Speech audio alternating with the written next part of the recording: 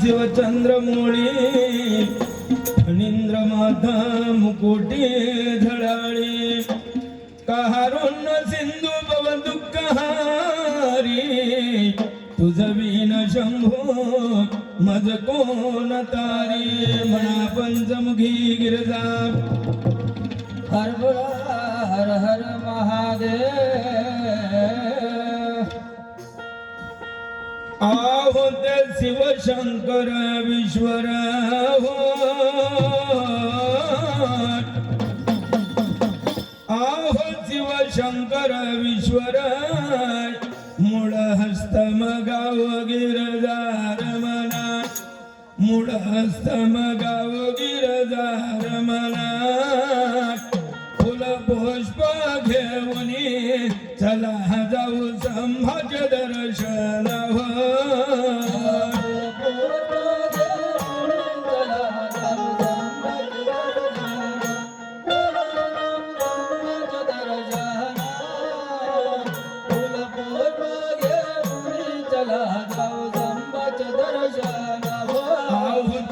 एका अरण्यामध्ये मध्ये नांदे शिव महादेव जागृत नांदे शिव महादेव जागृत भक्त करे प्रार्थना निशी दिन सुमरे हृदयात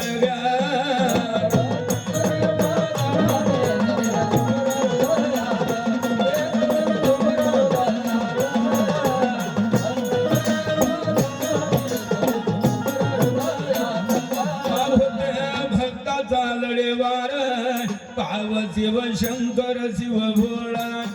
पाव शिव शंकर शिव भोळा अर्ध्या अंगी विभूती गड्यार द्राक्षाच्या माळा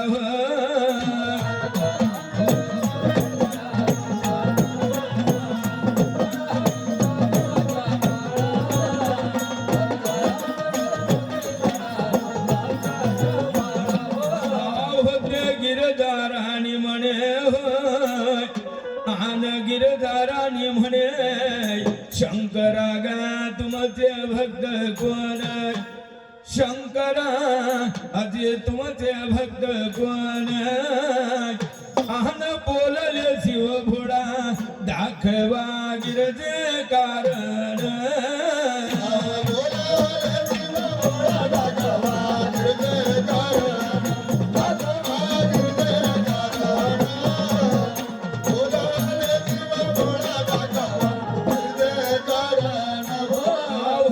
कपट म्हणे गिरजेने होय की साडे पाठाची मांडेला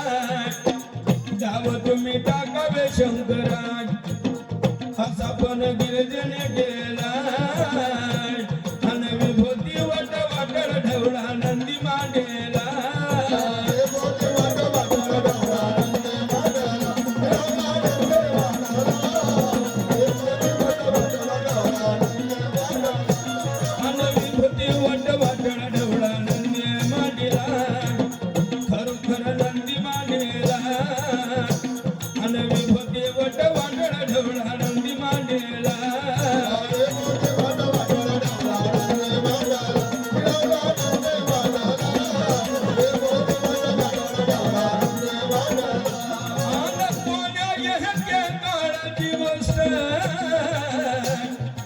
आणि भोलेनाथ होते त्या कैलास पर्वतावरच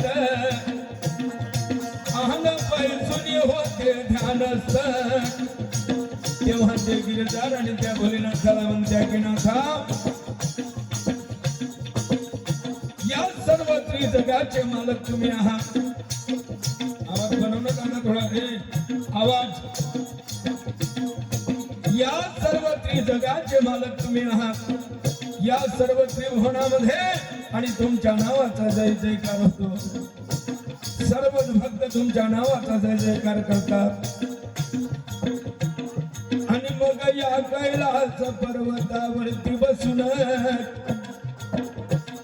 आणि तुम्ही कोणाचं ध्यान करता असा प्रश्न त्या गिरजेने आणि त्या भोलेनाथाला गेला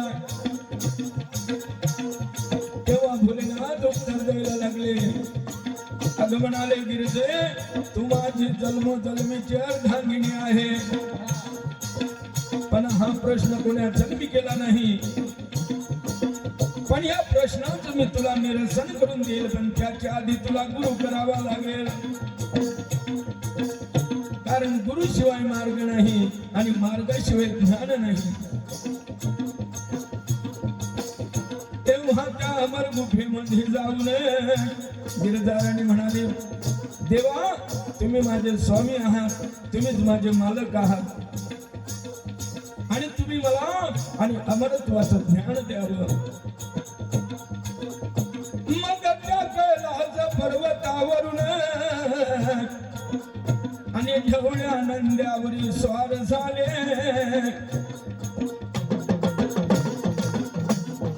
आणि त्या कैलास पर्वतावरून निघाले आणि शिवशंकर भोळा गानंदी सजला ढवळा,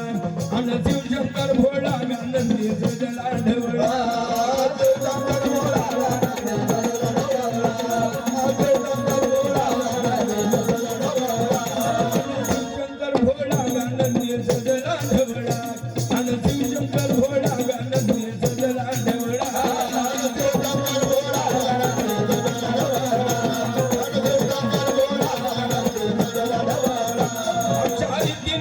अमर गुफेमध्ये गेले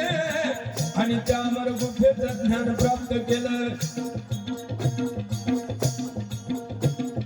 तेव्हा त्या ठिकाणी नारद मुनी प्रकट झाले. म्हणे माते भोलेनाथ हे भोळे आहेत,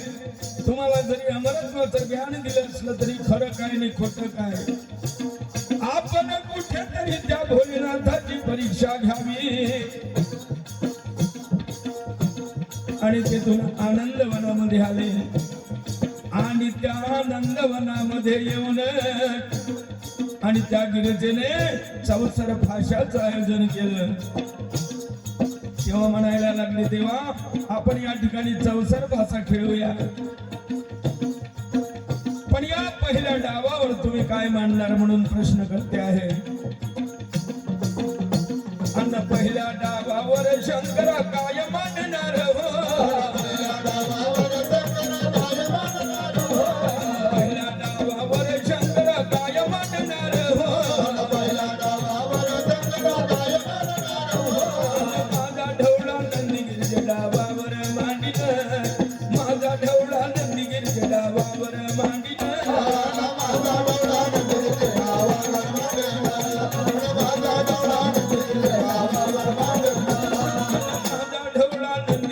डावावर मांडिन, माझा ढवळा नंदीगिरीच्या डावावर मांडिन.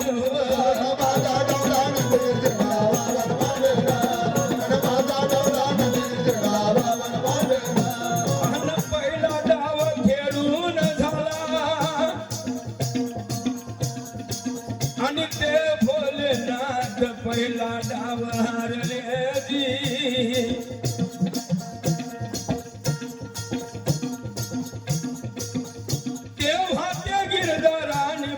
त्या शंकराले आणि दुसऱ्या डावावर दुसऱ्या डावावर दुसऱ्या डावावर अहो दुसऱ्या डावावर शंकर काय मांडणार गा काय मांडणार.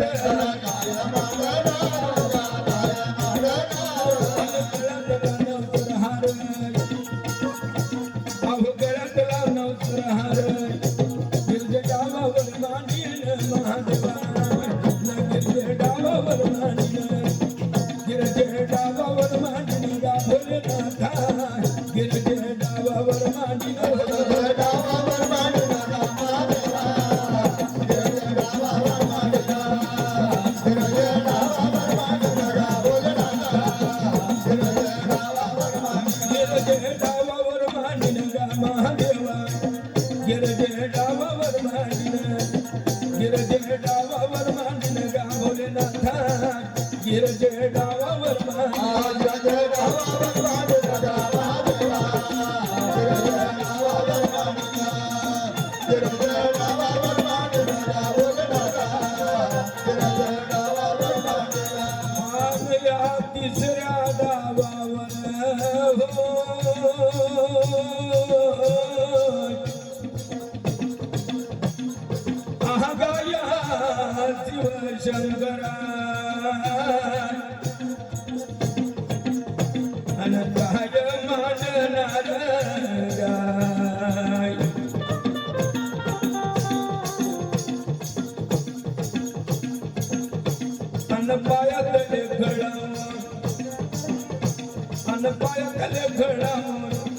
गिरजे डावावर मांडीन महादेवा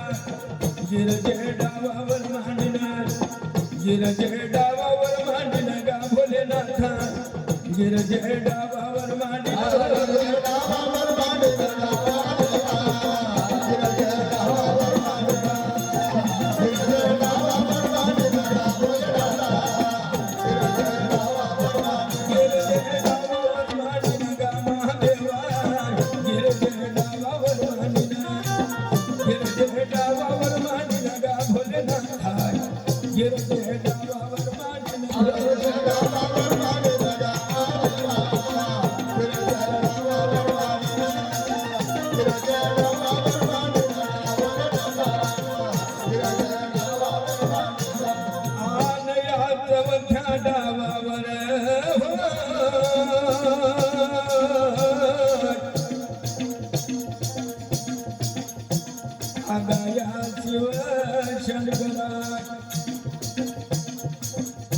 अनंताय मांडणार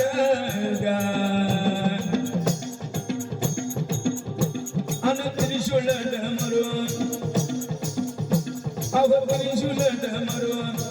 गिरजे डावावर मांडीन महादेवा गिरजे डावावर मांडीन गिरजे डावावर मांडीन गा भोलेनाथा गिरजे डावावर मांडीन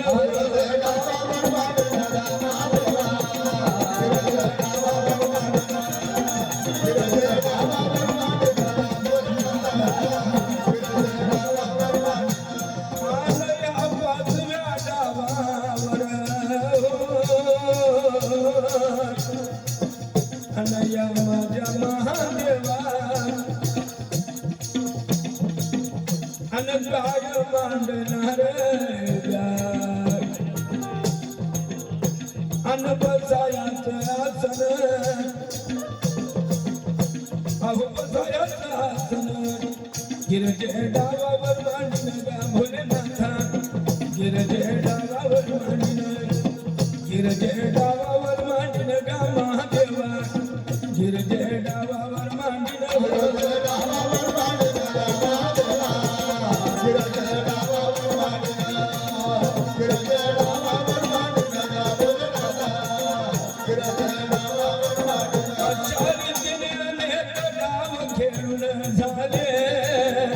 आणि ते भोलेनाथ सर्वच डाव हारले हो आदिशक्ती महामायेचा हा खेळ आणि या मायेच्या खेळामध्ये साधू संत ऋषी मुनी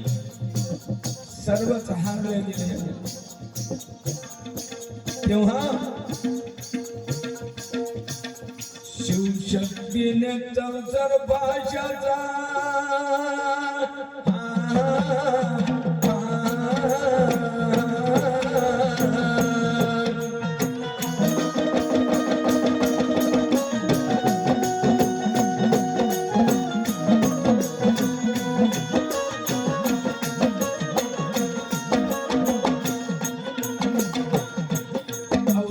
शक्तीने चौसर भाषाचा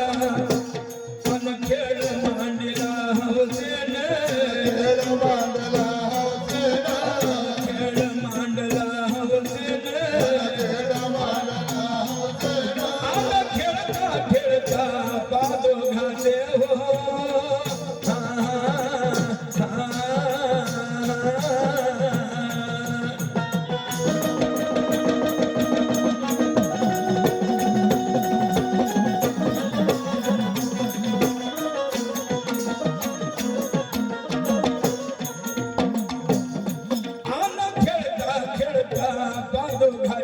कसे म्हटले भांड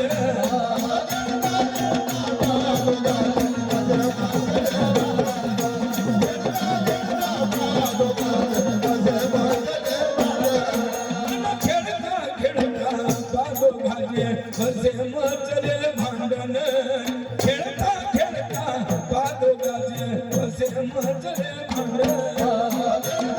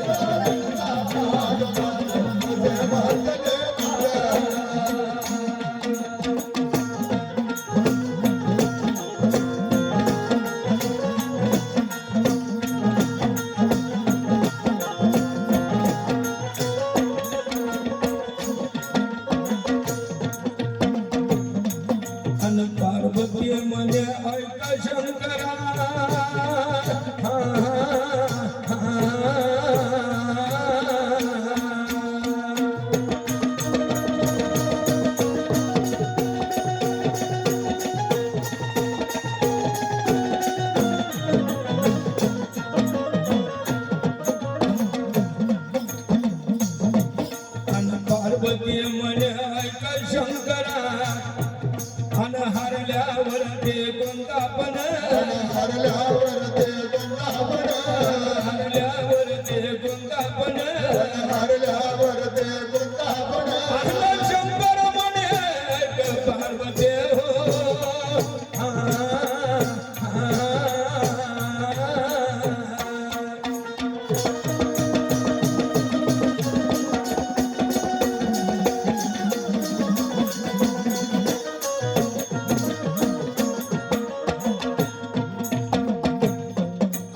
शंकर म्हणे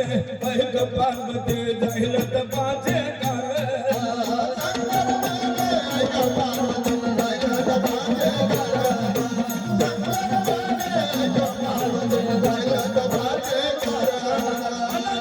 ऐक पार्वती जाईल तपाचे कारण शंकर म्हणे ऐक पार्वती जाईल तपाचे कारण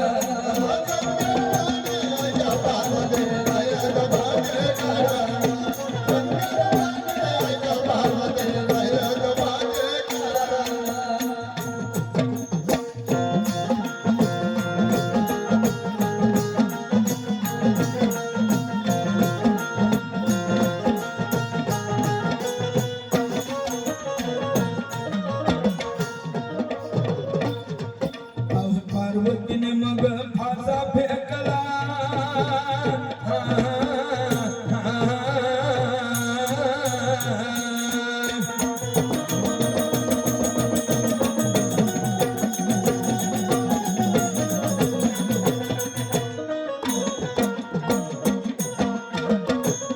पार्वतीने मग फासा फेकला आन आधे करून पतीचे ध्यान आधे करून पतीचे ध्यान आधे करून पतीचे ध्यान आधे करून पतीचे ध्यान त्रिशूल डमरू शंख मेखला हो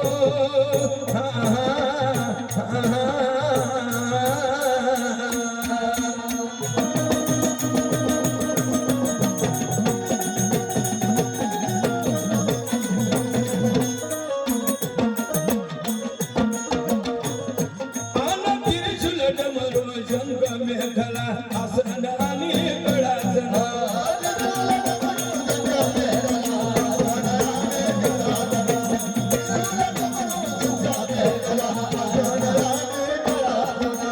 त्रिशूल डमरू शंख मेघला आसन आणि कळासन त्रिशूल डमरू शंख मेघला आसन आणि कळासन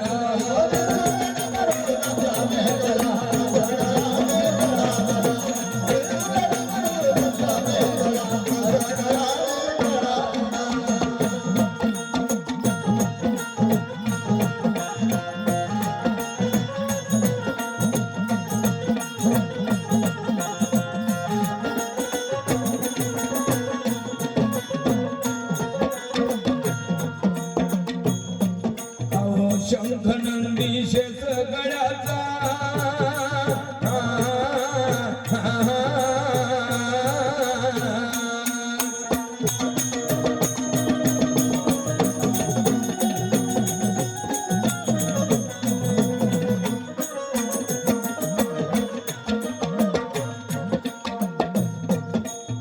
शंख नंदी शेष गळ्याचा आन शंकर बसले हारून शंकर बसले हारून शंकर बसले हारून शंकर बसले हारून त्या महादेवाची दशा पाहून हो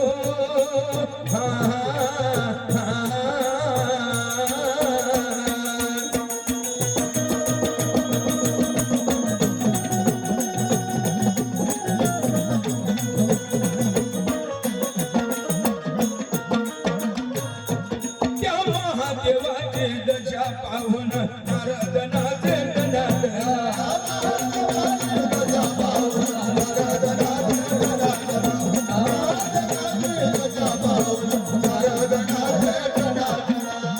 महादेवाचे दशा पाहून नारद नाचे टनाटन महादेवाची दशा पाहून नारद नाचे टनाटन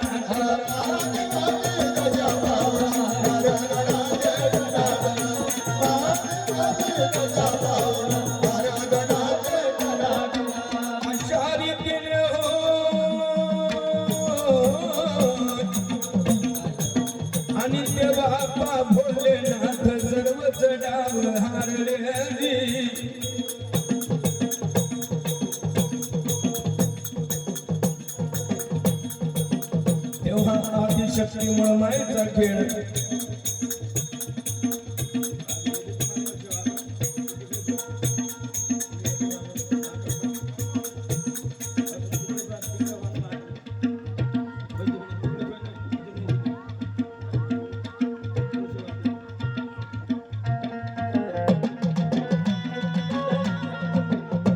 काही दरवाजे अन उघडले अन पार्वतीला कळले शंकर विचारी अन ध्यान कर अन बसून आलं मस्त खर काकट सांगाच तुरा अन ज्ञानी मंद पुरा खर काकट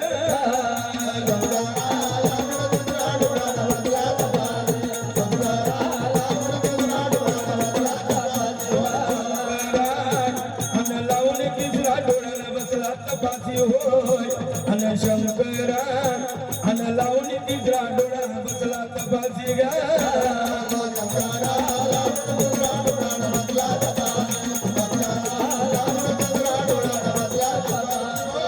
तुझ्या देहाच्या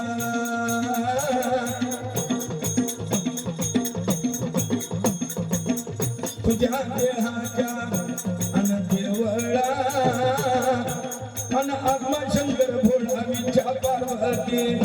अन जानावी अन मन विच्छेचा थोडा खर कापट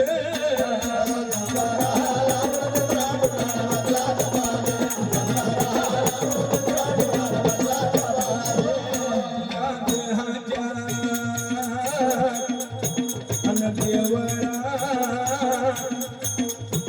अन आत्मा शंकर भोळा विच्छा पार्वती अन जानावी अन मन विच्छेचा जोडा खर कापट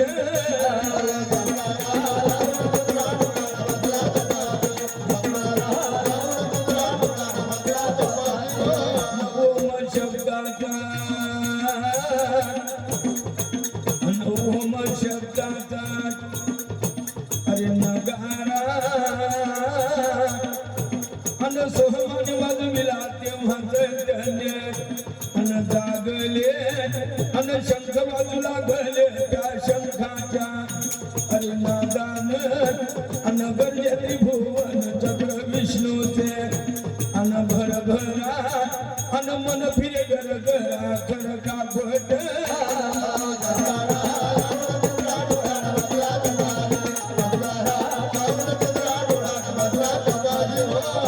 शब्दाचा अन ओम शब्दाचा नगारा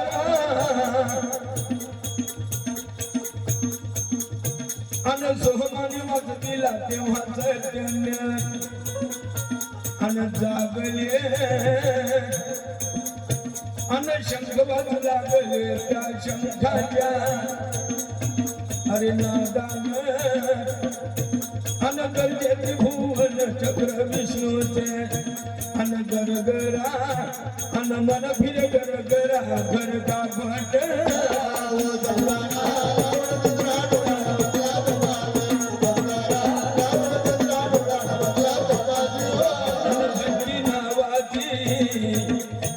अन ती चिंता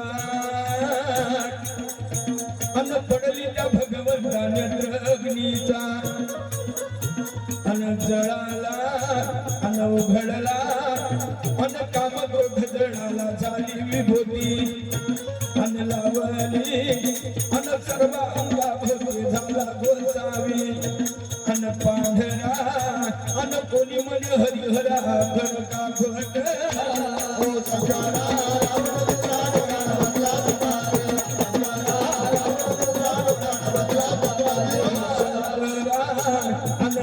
तिसरा डोळा बसला तपासी होय अन शंकरा अन लावून तिसरा डोळा बसला तपासी गा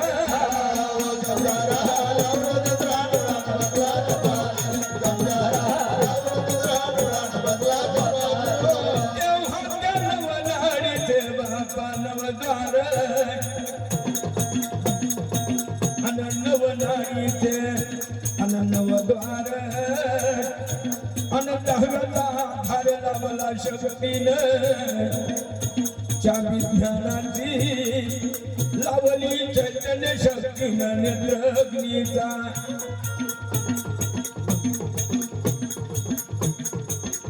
द्वार शक्तीचे अन उघडले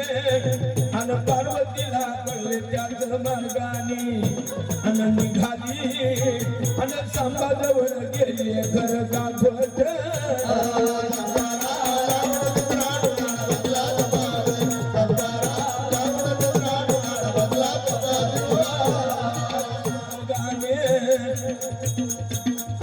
त्याच मार्गाने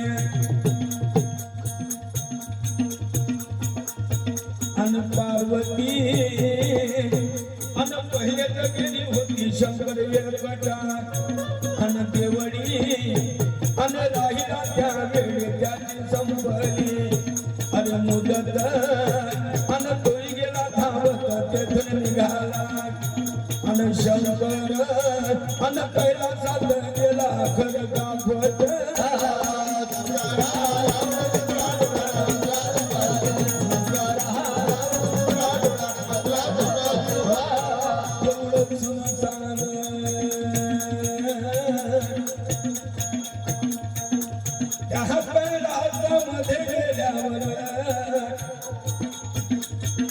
आणि तिथे देऊळ होत देऊळ सुनसान अन पडले अन मातीत मिळालेला पुढ फाट्याचा अन चुरागा अन जिकडे तिकडे सळा त्याचा नाही अंतर अरे नाही अंतर अन थकले साधू संत लेख जगन्नाथाचा अन लेख खरा अन यादव म्हणे हरिहरा खर दाखवत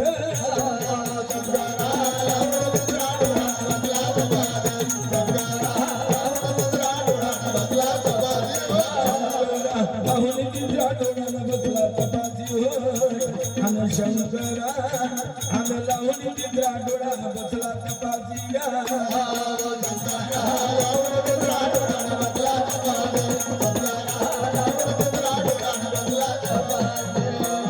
पंचम घी गिरजा पार्वती हर बोला